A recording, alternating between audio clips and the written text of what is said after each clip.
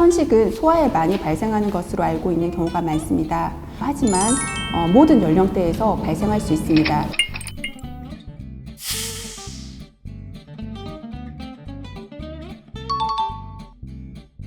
엄마 때문에 속상하네요. 감기가 심하게 걸리시더니 없던 천식이라고 합니다. 천식이란 게 이렇게 멀쩡하다가 감기 때문에 심해져서 생기는 경우가 있나요? 너무 걱정이 됩니다. 어머니가 갑자기 천식을 진단받게 되어서 걱정이 많으시겠네요. 보통 천식이 심하지 않는 경우에는 대부분 평상시 아무렇지 않습니다. 하지만 악화 요인에 노출될 경우 천식 증상이 인지되게 되고 이 경우 천식을 진단받게 됩니다. 천식 진단 계기가 되는 가장 흔한 요인이 감기입니다. 천식 환자는 감기로 끝나지 않고 감기 후에 알레르기 염증이 지속되면서 천식 증상이 유발이 되는 거고요. 너무 걱정하지 마시고 천식에 대해서 여러 질문들을 통해 말씀드리도록 하겠습니다. 발생 연령대가 있나요? 우리나라의 천식 유병률을 보면 소아에서 유병률이 높다가 자라면서 감소하는 경향을 보이지만 60세 이상에서 다시 급증하는 양상으로 소아와 노인에서 발생 빈도가 높습니다. 천식 증상을 알려주세요. 발작적인 기침과 쌕쌕거리는 또는 가랑가랑한 숨소리, 가슴이 답답하고 숨이 찬 증상이 천식의 대표적인 증상입니다. 특히 이런 증상들은 항상 있는 것이 아니라 특정한 요인에 노출되면 증상이 발생하거나 심해지는 경향이 있습니다. 찬바람에 노출되거나 담배 연기나 먼지 많은 곳에 노출되면 잘 발생하고 낮보다는 밤에 심한 양상을 보입니다. 일부 환자에서는 숨찬 증상 없이 마른 기침만 지속한다든지 목에 가래가 걸리는 느낌 등의 비특이적인 증상을 호소하기도 합니다. 원인이 뭘까요? 천식은 일반적으로 알레르기 유전적 소인이 있는 사람에서 알레르기 원인 물질이나 대기오염, 흡연, 바이러스 감염 등의 여러 환경적 요인이 상호작용하여 발병하는데요.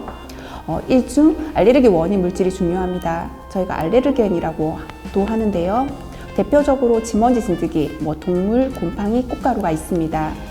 진먼지 진드기는 가장 흔한 원인 알레르겐으로 눈에 보이지 않을 정도로 미세하고 주로 먼지 속이나 천으로 된 곳에서 많이 서식하는데요. 초여름부터 가을까지 진드기 숫자가 급격히 증가하므로 이 시기에 천식 증상이 심해질 수 있습니다. 최근에는 애완동물을 키우는 사람이 많아지면서 동물이 원인이 되는 경우도 늘어나고 있습니다. 일반적으로 동물 알레르기는 동물 털에 의한 것으로 생각하지만 동물의 비듬이라든지 타액, 눈물, 오줌, 대변 등 여러 종류의 물질이 알레르기 원인이 될 수 있습니다. 그리고 꽃가루는 계절에 따라 원인이 되는 꽃가루가 다른데요.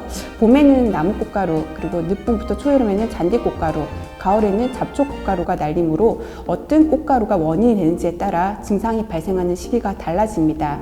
천식을 치료하는 방법을 알려주세요. 네, 천식 치료는 천식 원인이나 악화 요인에 노출되지 않도록 생활 관리를 하면서 약물 치료를 시행합니다.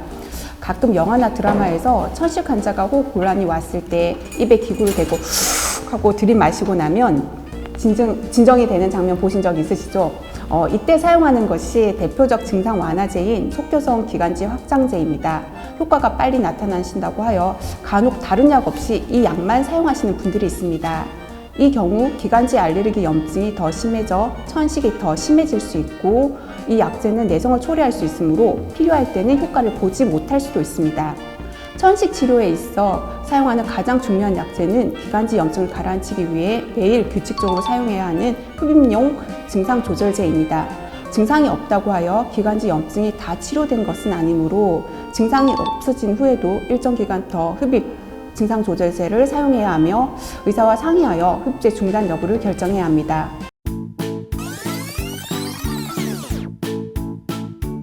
천식 치료에 있어 가장 중요한 것이 기관지 알레르기 염증을 치료하는 것입니다.